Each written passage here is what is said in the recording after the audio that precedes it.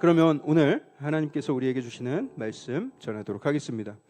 지난주부터 우리가 다윗 시리즈를 나누고 있는데요. 우리가 첫 시간에 어떤 내용을 나눴죠? 어린 시절에 가족들에게 외면받고 소외되고 늘 빈들에서 양을 치던 한 소년, 이 다윗이 결국에 하나님께서 그를 지켜보고 계셨다가 이스라엘의 차기 왕으로 피택되어서 기름 부음을 받게 되었다라는 이야기를 나누었습니다. 하나님은 외모로 사람을 판단하시는 것이 아니라 뭘로 판단하세요? 그의 중심을 보고 판단하신다라는 것이 지난주의 핵심 메시지였어요. 어린 다윗이 품은 마음은 어떤 마음이었습니까? 그의 중심은 어떠했습니까? 자신을 투명인간 취급하는 부모, 형제, 그들에 대한 복수심과 원망으로 가득했습니까? 그렇지 않았죠. 오직 한 분만, 하나님 한 분만을 섬기고 만족하고 또 그 하나님께만 집중했던 삶을 살았던 다윗이었습니다. 하나님은 그 어린 다윗의 그런 중심, 그 마음을 예의주시하고 계셨고 결국 그를 이스라엘의 차기 왕으로 피택하셨습니다. 그게 오늘 선택하셨습니다. 그리고 그게 지난주 본문 13절까지의 내용인데요. 우리가 지난주에 13절을 읽지 않았어요. 어떤 구체적인 내용을 보기 위해서 우리 13절 말씀 우리 함께 읽고 시작하도록 하겠습니다. 13절 있습니다. 시작.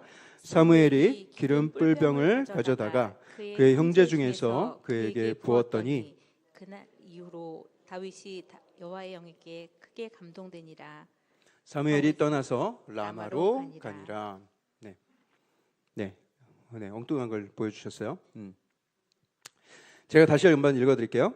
사무엘이 기름 뿔병을 가져다가 그의 형제 중에서 그에게 부었더니 이날 이후로 다윗이 여호와의 영에게 크게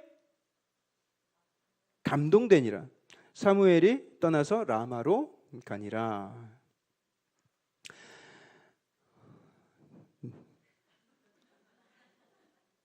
아니에요.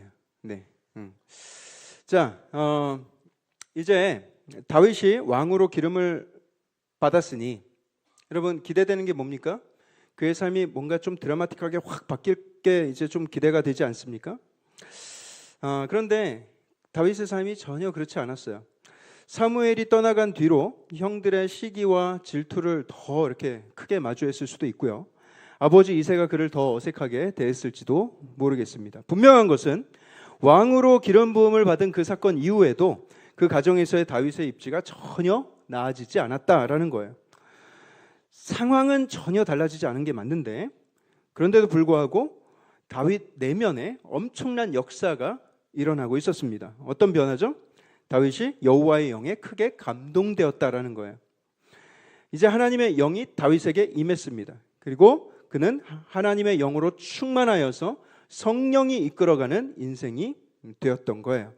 그리고 오늘 본문이 시작이 되는데 오늘 우리에게 주신 말씀은 14절부터인데요. 16장 14절. 우리 14절을 한 목소리로 한번 읽어보겠습니다. 14절 있습니다. 시작.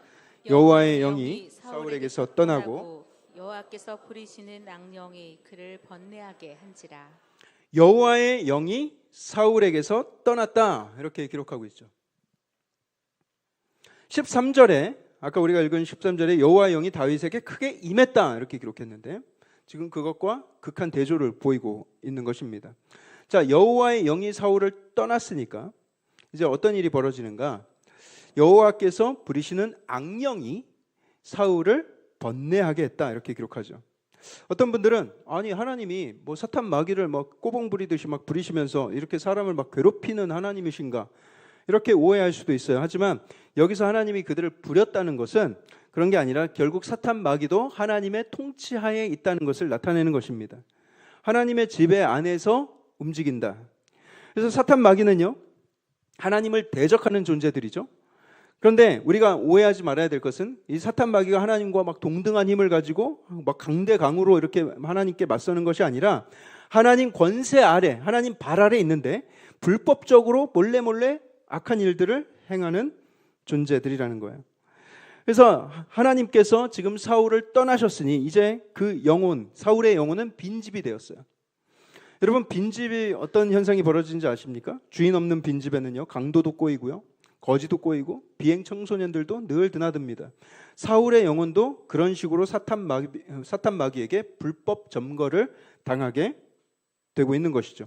제가 늘 강조하는 것이지만 여러분, 하나님의 가장 큰 형벌이 뭐라고 했죠? 하나님의 무관심입니다. 그냥 하나님께서 그 인생 그냥 살도록 내버려 두시는 거예요. 여러분, 지금 사울이 딱 그런 상태가 되었습니다. 자, 이 부분에 있어서 여러분들이 신학적으로 정말 뚜렷하게 정말 확실하게 알고 넘어가셔야 되는 그 부분이 있는데 여러분 잘 들으셔야 됩니다.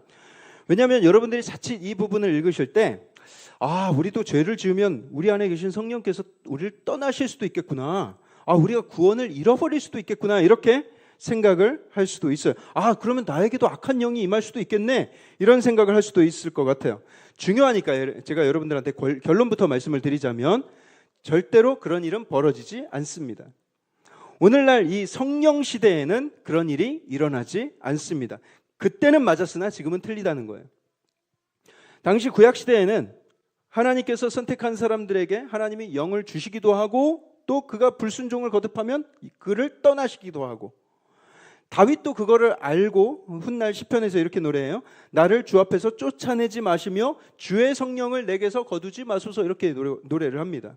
우리가 잘 알듯이 삼손 잘 아시죠? 삼손에게 성령이 충만하게 임했을 때 그에게 초자연적인 어떤 힘이 나타났죠. 하지만 그가 이방 여인과 방탕한 삶을 사니까 성령께서 그를 떠나셨어요. 떠나시니까 어떻게 돼요? 힘을 다 잃고 말았죠. 그러다가 맨 마지막에 블레셋 사람들 많이 모였을 때 하나님 마지막으로 한 번만 나와 함께 해주십시오 간구하니까 그때 성령께서 다시 그에게 임해서 다시 그가 큰 힘을 얻어서 블레셋 사람들을 한꺼번에 많이 이렇게 죽이게 된 그런 사건이 있었습니다. 그처럼 구약시대에는 성령이 오셨다가 떠나시기도 하고 필요에 따라서 그랬단 말이에요. 하지만 오늘날 성령 시대에는 그때와는 완전히 다릅니다. 예수님께서 부활하시고 승천하실 때 우리한테 보혜사 성령님을 보내주시겠다고 말씀하셨어요. 그리고 그 약속대로 오순절 마가의 다락방에서 실제로 성령이 불의 혀처럼 임하는 사건이 있었어요. 그 후에 그리스도를 믿는 모든 성도들에게는 성령 세례가 주어집니다. 우리 모두가 다 예수 믿고 성령 세례를 받은 사람들이에요. 그 성령은 어떤 일이 있어도 우리를 떠나지 않으십니다. 하나님께서 우리를 한번 자녀 삼아 주셨으면 우리를 파양시키지 않으세요. 우리를 끝까지 책임지세요. 우리를 고아처럼 다시 내버려 두는 일은 없다는 것입니다. 그러니 여러분, 예수를 믿는 우리가 하나님의 무관심을 경험하게 된다던가 성령이 나를 떠나실 것을 걱정할 필요는 있다 없다? 없다. 없어요, 여러분. 우리가 이 땅 떠날 때까지 또 예수 그리스도가 이 땅에 다시 오실 때까지 성령은 우리 안에 내주하실 것입니다. 믿습니까, 여러분? 예. 사실 우리의 모습만 보면요, 성령께서 떠나셨어도 몇 번을 떠나셨어야 맞죠? 예. 하지만 성령께서는 나 김혁수의 의를 보면서 지금 내주하고 계신 것이 아니라 그리스도의 의를 나의 의로 여겨주시고 있기 때문에 내주하고 계신 거예요. 나는 별로 의롭지 않아요. 뭐가 의로워요? 하지만 내가 그리스도를 믿는 그 믿음을 하나님이 의로 여겨주셨기 때문에 그리스도의 공로 덕분에 나는 성령의 내주하심을 받고 성령의 이끄심을 받고 살아갈 수 있는 거예요. 성령께서 나를 끝까지 포기하지 않으시는 이유는 그리스도의 의 때문이라는 거예요. 그리고 내가 그리스도를 닮은 모습으로 변화될 수 있도록 나를 떠나지 않으시면서 내 안에서 끊임없이 능력을 공급하시는 성령님이시다. 여러분, 이게 얼마나 우리에게 큰 은혜입니까? 우리는 사실 모세보다 이 다윗보다 사실 더 능력 있는 삶을 살아갈 수 있는 사람들이에요. 그러면 어차피 내가 무슨 짓을 해도 성령은 나를 떠나시지 않는다는 거지? 그러면서 맘 놓고 아무렇게나 살아도 되겠습니까? 아니죠. 고린도전서 이제 다시 보여주세요. 고린도전서 3장 16절에 바울이 이렇게 이야기를 합니다. 네, 고린도전서 3장 16절. 아까 네. 너희는 너희가 하나님의 성전인 것과 하나님의 성령이 너희 안에 계시는 것을 알지 못하느냐? 어차피 내가 무슨 짓을 해도 성령께서 나를 떠나시지 않아 하면서 아무렇게나 살아도 되는가? 지금 바울이 고린도 성도들을 향해서 얘기하는 거예요. 너희들은 하나님의 성전이야. 하나님의 성령이 너희 안에 거하고 계셔. 성도들아, 그걸 안다면 너희가 자꾸 정욕대로 그렇게 마음대로 죄를 짓고 살아서 되겠냐? 사탄에게 자꾸 너희들 불법 점거할 수 있는 그런 기회를 내줘서야 되겠냐? 성령께서 평안하게 거실 수 있는 성전이 될 수 있도록 너희들 늘 정결하게 너희들을 다스려야지 라는 뜻이에요. 사탄 마귀는 여전히 됐습니다. 사탄 마귀는 여전히 우리의 영혼을 다스리고 싶어서 안달이 나 있어요. 하나님께서 부리신다. 하나님의 통치 아래에 있다. 하지만 이 사탄 마귀 이놈들은요, 호시탐탐 우리의 영혼을 어떻게든 다스리려고 우리의 영혼의 허함을 이용해서 우리의 영혼의 빈틈을 통해서 비집고 들어와서 불법 점거를 하려고 노리고 있는 놈들입니다. 그러니 여러분, 성령께서 내주하시는 우리의 육신과 영혼을 말씀으로 충만하게 채우고 있어야 돼요. 성령께서 거하시면서 다스리실 수 있도록 우리의 주권을 온전히 그분께만 내어드려야 돼요. 우리의 몸과 마음을 찬양과 말씀과 기도로 충만하게 채워야 되는 거예요. 결국 그게 뭐예요? 우리 안에 늘 예배가 넘치고 있어야 된다는 거예요. 사탄 마귀가 불법 점거를 하는 것을 우리는 막을 수 있는데 그 가장 좋은 방법은 우리 안에 거룩한 예배가 늘 흘러 넘치고 있어야 된다. 악한 마귀는요, 우리 안에 만만한 공간이 생기면 여지없이 난입해 올 것이 분명하기 때문이에요. 자, 말씀으로 돌아가서 하나님의 영이 떠나신 후에 사울의 영혼이 사탄 마귀에게 불법 점거를 당했습니다. 그의 마음에 번뇌가 생기죠. 두렵고 잠을 잘 수가 없는 거예요. 신하들이 보기에도 이 왕이 너무 딱해. 쟤 어떻게 하려고 저러냐. 그래서 이 신하들이 도움이 될까 해서 나름대로 충언을 늘어놓는데 그 내용이 어떤 거예요? 우리 15절과 16절에 나옵니다. 15절 16절에 사울의 신하들이 그에게 이르되 보소서, 하나님께서 부리시는 악령이 왕을 번뇌하게 하온즉 원하건대 우리 주께서는 당신 앞에서 당신 앞에서 모시는 신하들에게 명령하여서 수금을 잘 타는 사람을 구하게 하소서. 하나님께서 부리시는 악령이 왕에게 이를 때 그가 손으로 타면 왕이 나으시리이다. 이 말은 뭐예요? 이 나라 전체를 수소문해서 수금 연주 잘하는 사람을 찾아오게 하십시오. 그러면 그 연주를 계속 듣다 보면 왕이 나을 겁니다. 요즘으로 말하자면 음악 치료나 상담 심리를 심리 상담을 받아보십시오라고 조언하는 거예요. 여러분, 이것이 세상 사람들이 제안할 수 있는 최선의 조언입니다. 물론 뭐 심리 상담, 음악 치료 다 효과가 있어요. 미술 치료 뭐 다 좋습니다. 그런데 여러분, 그보다 더 근본적인 해결책이 지금 필요하지 않겠어요? 이 사울에게? 만약에 이 신하들이 신앙도 있고 영적인 지혜도 있어가지고 왕이시여, 그 악한 영도 결국 하나님의 통치 아래에 있는 영들이니 하나님께 전심을 다해서 회개하십시오. 사무엘 선지자에게 사람을 보내서 중재와 기도를 부탁하십시오. 하나님과 다시 화해하십시오. 그러면 나을 것입니다. 통촉하여 주시옵소서. 만약에 이렇게 얘기를 했다면 어쩌면 화기애애한 결론으로 바뀌었을 수도 있어요. 더 나아가서 하나님의 영이 사울에게 다시 돌아왔을 수도 있습니다. 하나님은 회개하는 사람을 기뻐하세요. 예전에 벌써 뭐 한 10년 전의 얘기인데 누구 얘기인지 알려고 하지 마세요. 제가 지난번에 섬기던 교회에서 한 집사님에게 연락이 왔어요.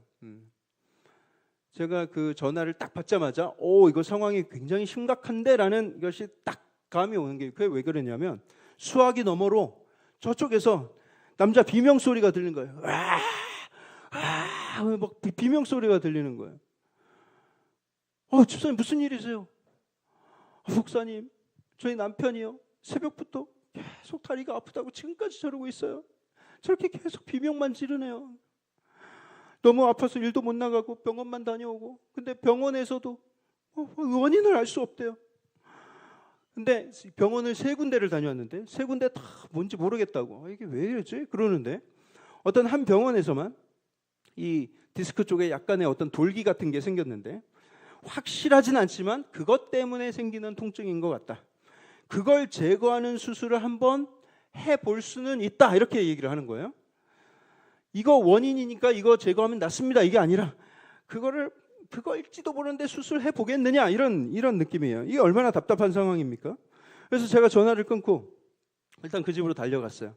뭐 아파서 막 쩔쩔매는데 막 고함을 지르고 있는데 목사가 가서 뭘 할 수 있겠어요? 기도해 드려야지. 그래서 기도밖에 없습니다, 집사님. 우리 기도하시죠. 그래서 눈을 감았는데 기도가 잘 안 나오는 거예요.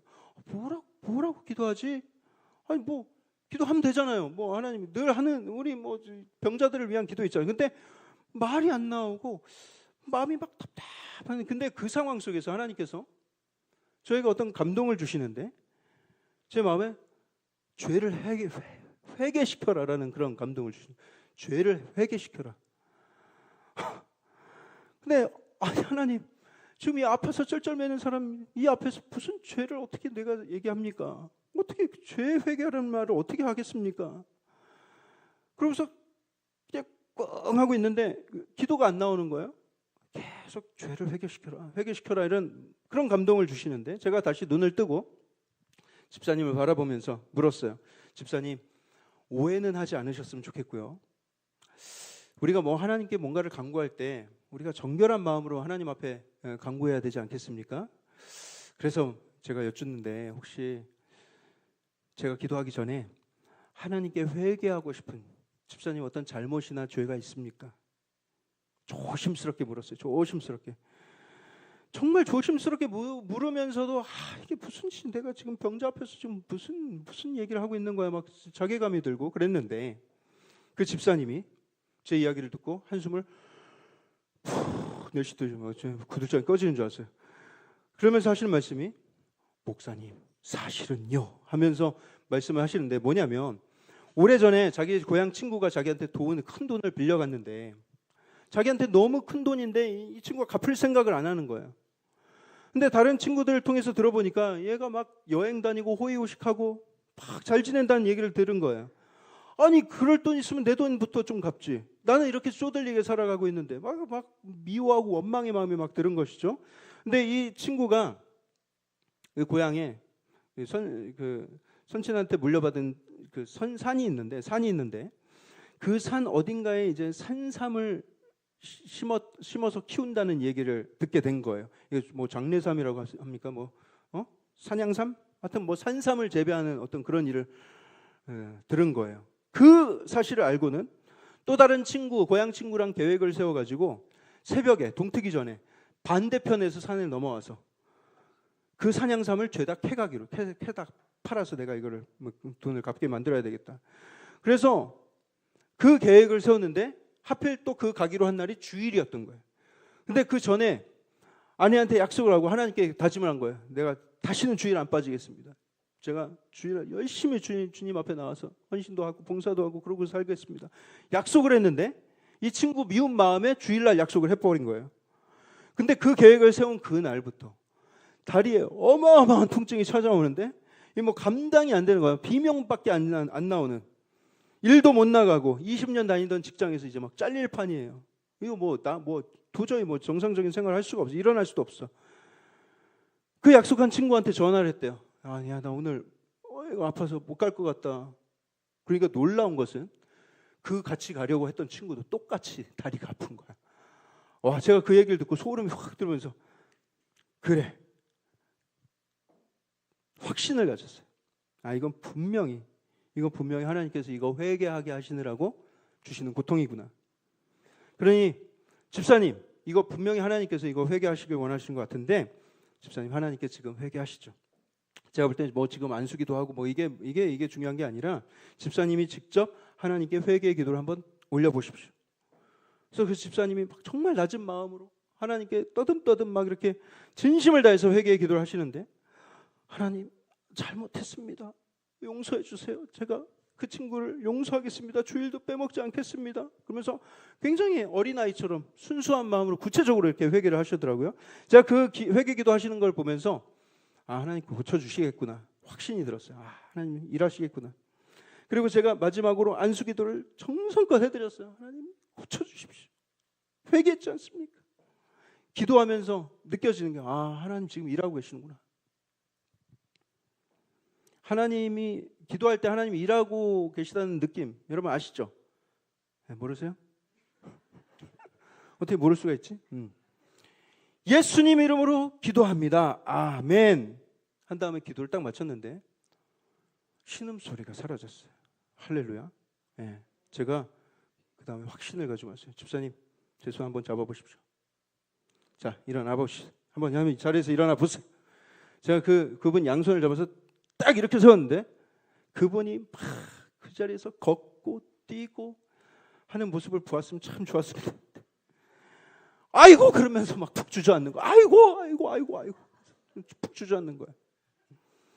목사 체면이 말이 아니에요. 네, 분명히 고치실 것 같았는데 하나님 이게 무슨 망신입니까?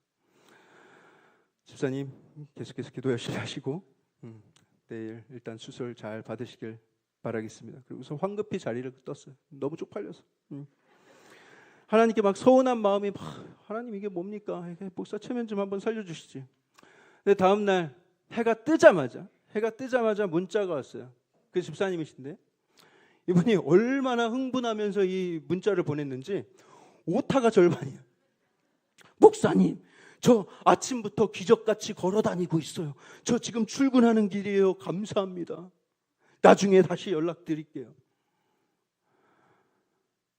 제가 그 문자를 보는데 할렐루야, 막 기쁨과 감격이 막 밀려오는 거예요. 제가 생각해 보니까 하나님 왜 그때 안 고치시고 왜 이제서야 고치셨을까 생각해 보니까 제가 만약에 그때 그분 탁 잡아 일으켰을 때 그분이 막 진짜 걷고 뛰고 막 거짓말처럼 그렇게 막 그렇게 일어났다면 저는 하나님께 영광 막 이러면서도 제 마음 가운데 드디어 나에게 치유의 은사, 드디어 나도 이렇게 능력의 사역을 할 수 있는 길이 열렸구나 막 그 엄청 대단한 치유의 은사를 받은 것처럼 막 그렇게 생각했을 것 같아요. 막 교만해지고 말이죠.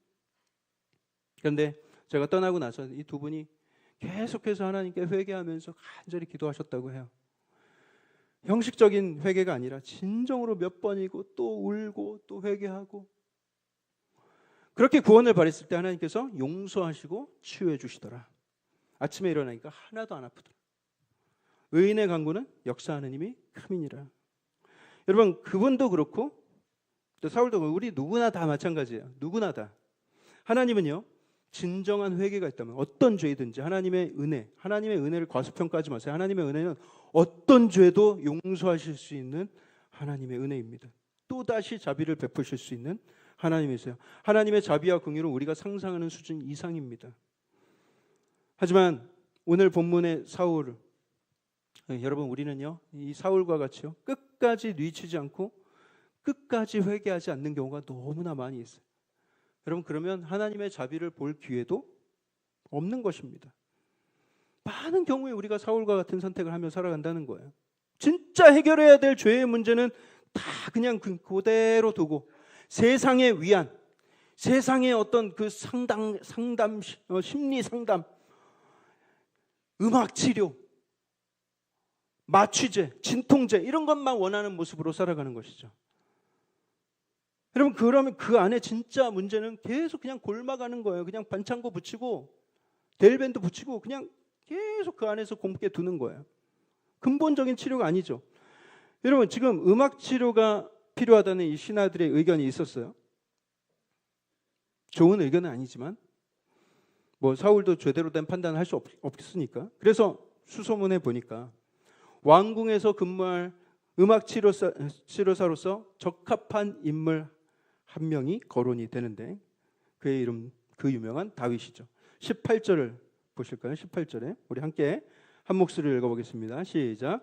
소년 중 한 사람이 대답하여 이르되 내가 예루살렘 사람 이새의 아들을 본즉 수금을 탈 줄 알고 용기와 무용과 구변이 있는 준수한 자라. 여호와께서 그와 함께 계시더이다 하더라.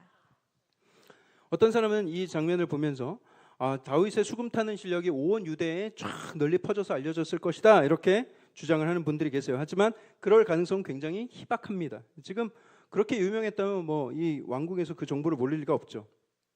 지금 다윗을 추천하고 있는 것은 많은 젊은 관리들 중에 딱 한 사람이었어요. 여러분 이처럼 일이 이루어질 때는요 우리가 모든 세상 사람들의 인정을 다 받을 필요는 없는 것입니다. 왕에게 정보를 줄 수 있는 그 단 한 사람, 그 결정적인 역할을 하는 한 사람이 필요한 거죠.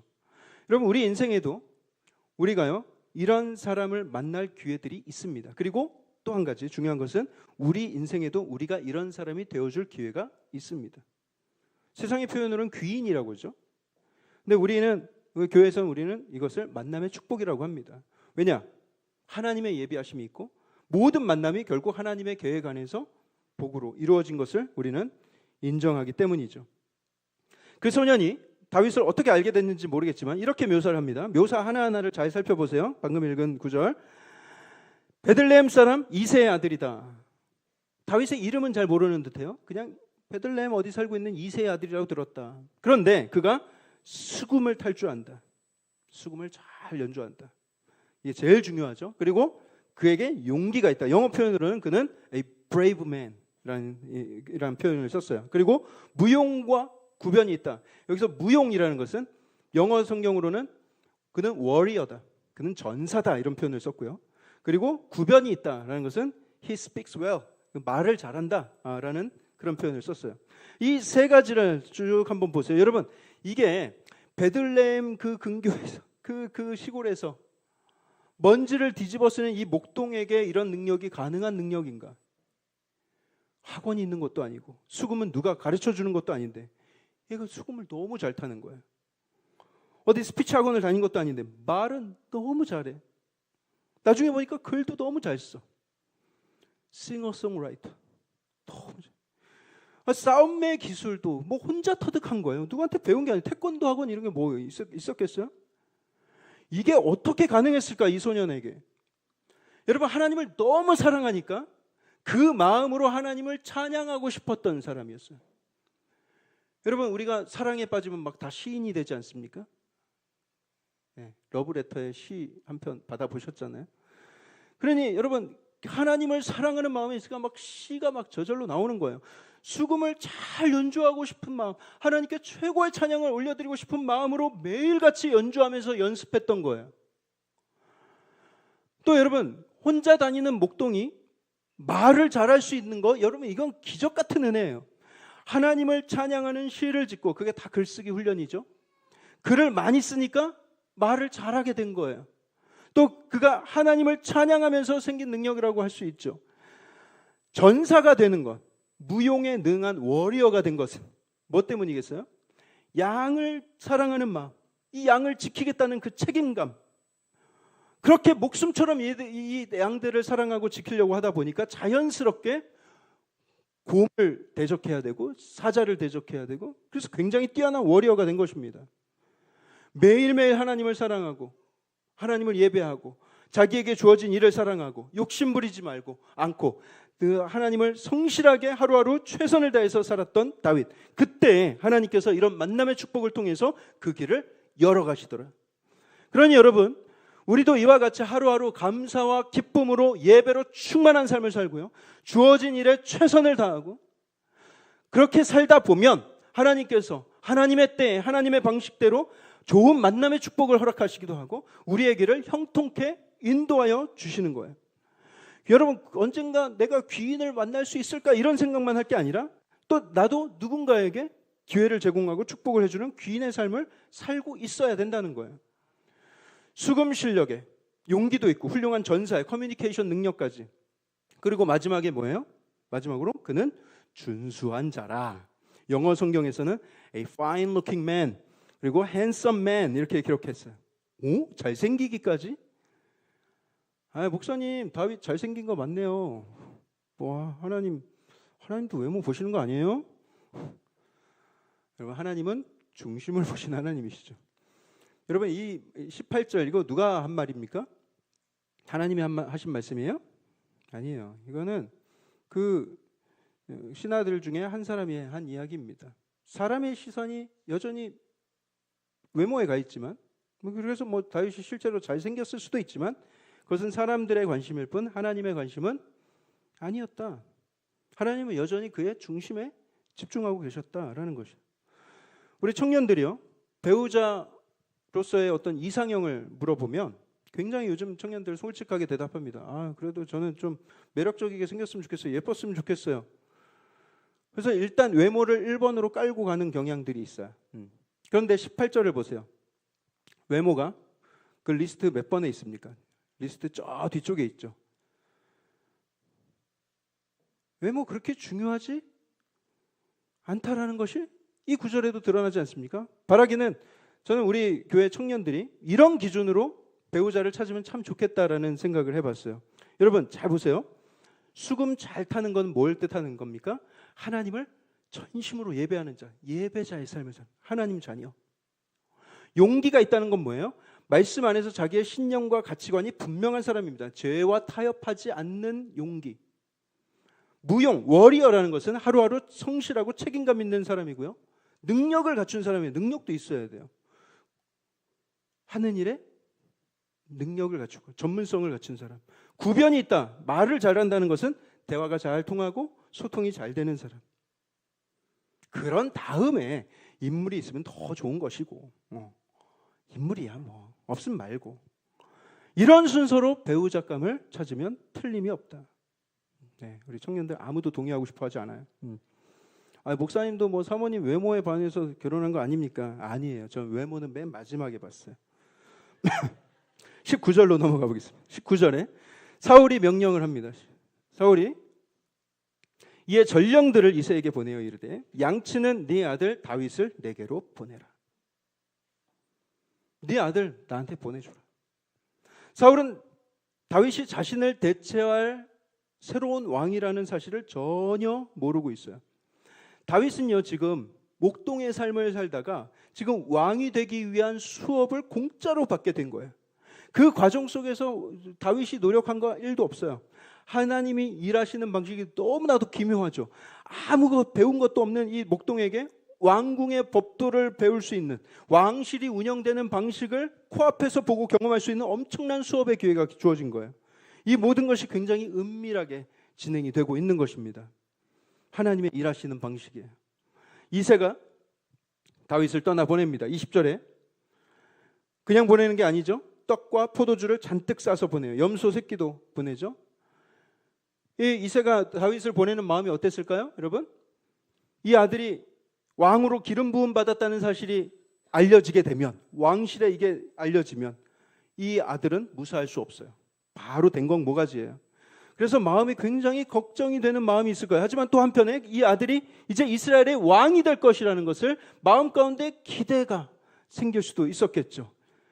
기대 반, 걱정 반. 여러분, 이 장면은요, 우리 성부 하나님께서 이 성자 하나님을 이 땅에 보내실 때 그 마음을 예표하는 장면이에요. 이 아들이 사랑하는 이 독생자가 죽을 것을 알면서도 보내셨어요. 떡과 포도주를 들려 보내셨죠. 하지만 결국 그 아들을 통해서 주의 백성들이 구원을 받게 되고 하나님의 나라를 세우는 그 영광스러운 모습도 함께 기대하고 계셨을 거예요. 걱정 반, 기대 반. 다 그리스도를 예표하는 장면이다라는 것이죠.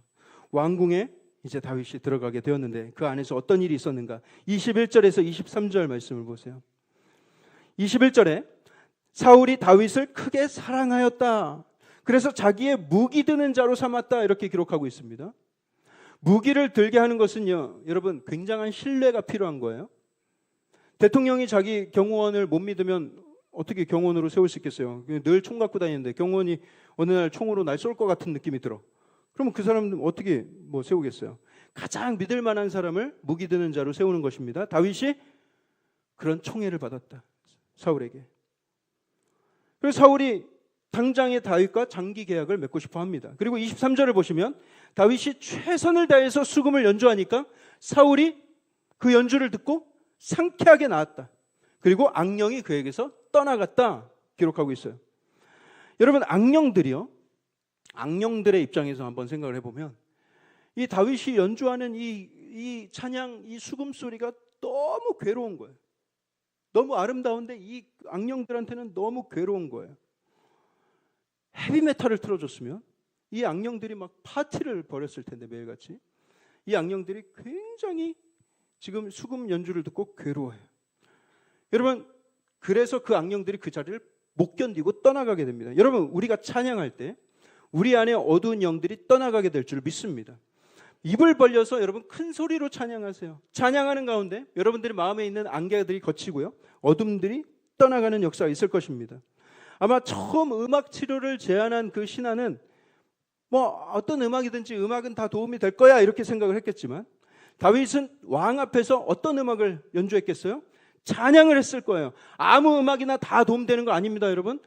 다윗이 지은 음악이 막 엄청난 매력이 있고 어떤 심리학적인 효과가 있었겠는가? 아니죠. 찬양 안에 은혜가 있고 찬양 안에 소망이 있었기 때문입니다. 여러분, 저는 대중가요를 너무 좋아했던 사람이에요. 특히 저는요, 여기에도 많이 계실 텐데, 저는 이문세 씨를 너무 좋아했어요. 그를 막 추앙했어요. 초등학교 때부터. 저는 이문세 앨범 전곡의 가사를 토시 하나 안 때리고 다 외웠고요. 그 창법과 호흡까지 다 외우고 있었어요.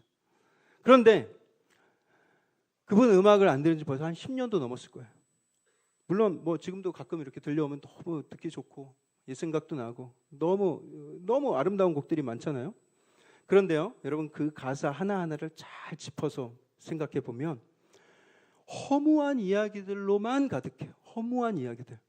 그냥 노래를 위한 노래이고 넋두리에 불과한 가사들이 너무나 많아요. 그래서 제가 뭐 그 음악의 예술성을 부정하고 싶지는 않지만 가사가 그렇다는 거예요. 가사 내용이 이대로 떠나야만 하는가? 너는 무슨 말을 했던가? 어떤 의미도 어떤 미소도 세월이 흩어간다. 아무 의미 없다는 거예요. 소망이 없다는 거예요. 부르면 부를수록 더 어두워지고 사람이 더 침울해지고 구슬퍼져요. 여러분들 좋아하시는, 제 세대는 아니지만 조금 윗세대 분들 많이 부르시는 서른 즈음에라는 곡이 있어요. 가사 이래요. 또 하루 멀어져 간다. 내 뿜은 담배 연기처럼 작기만 한 내 기억 속에 무얼 채워 살고 있는지 점점 더 멀어져 간다. 머물러 있는 청춘인 줄 알았는데 비어가는 내 가슴 속엔 더 아무것도 찾을 수 없네. 허무해요. 아무것도 찾을 수 없대요. 부를 때는 목소리 좋다, 너무 멜로디 아름답다, 아무 생각 없이 그냥 따라 불렀는데 영적으로 눈을 뜬 다음에 이 가사들을 살펴보면 너무 허무하고 무의미해서 못 부르겠는 거예요. 오해는 하지 마세요. 예술성 자체를 비판한 것이 아니라 제 개인의 깨달음이 그렇다는 거예요. 부활, 제가 너무 좋아해서 막 목 놓아 불렀던 노래. 무척이나 울었네 비에 비를 맞으며. 그때 막 감동하면서 막 따라 불렀는데 이제는 드는 생각이, 비 오면 집에 쳐 들어가지. 왜 처량하게 비 쳐 맞으면서 울고 있어. 이렇게 되는 거예요. 한 시대를 호령하던 호랑나비, 담다디, 뭘 노래하는지도 모르겠어요. 호랑나비야 날아. 한번 들어보세요. 여러분, 거의 제가 그냥 몇 개만 여러분들한테 알려드렸는데 거의 한 99%, 뭐 거의 100%라고도 할 수 있어요.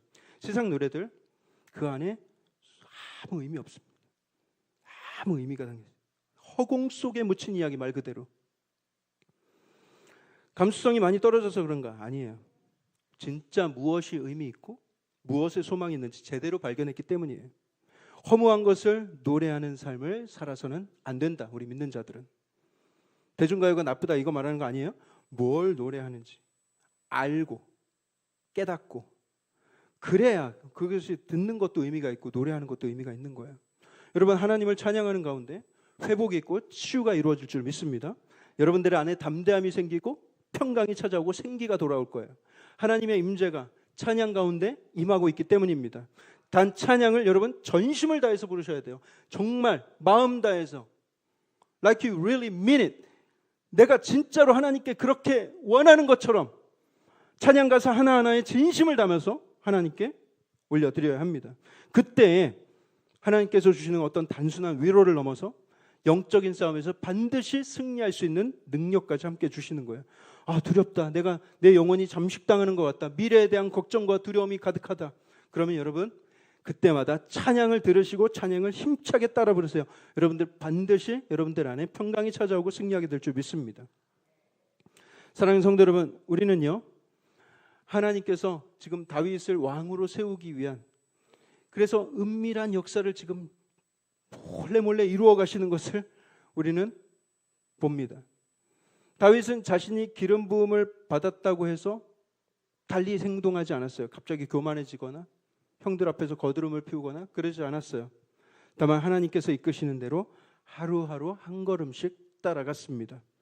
이것이 하나님이 일하시는 방식이죠. 우리는 한 방에 성공하는 거 좋아하죠. 소년급제하고 대박을 터뜨리고 이런 걸 선호하지만 그것은 하나님이 일하시는 방식과 거리가 상당히 멉니다. 하나님은요, 조금씩 조금씩 단단하게 다져가는 것을 좋아하세요. 비록 더디더라도 그것이 우리에게 가장 복된 길인, 가장 선한 길인 것을 우리가 깨닫게 될 것입니다. 만약에 여러분들 삶에 하나님의 약속이 있고 하나님이 주신 비전이 있다, 하나님이 나에게 기대하고 계신 바가 있다, 이런 확신이 있다면 여러분, 하나님께서 부르시는 만큼, 알려주시는 만큼 하루하루 최선을 다해서 찬양하며 예배하며 하나님을 따라가 보세요. 하나님께서 그 비전에 맞는 훈련을 단단하게 시키시면서 여러분들을 견고하게 성장시켜 나아가실 것입니다. 하나님보다 앞서지 마시고 그 길을 성실하게 순종하며 나아갈 때 하나님께서 존귀하게 여기시는 다윗과 같은 삶을 우리 모두도 다 함께 살게 될 줄 우리 모두가 믿고 나아가시길 바랍니다. 우리 함께